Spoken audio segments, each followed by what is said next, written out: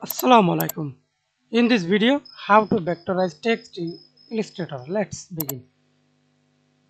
First, I already created a new file and type text color black and type any text vector.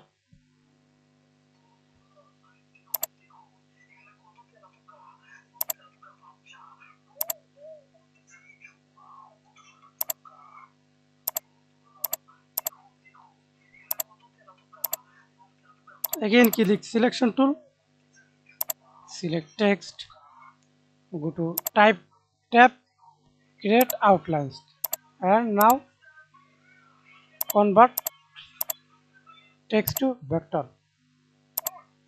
Move single text, simply hold Ctrl Shift Z, then move single text. That's it. Thanks for watching video. Please subscribe to my channel, like, comment, share.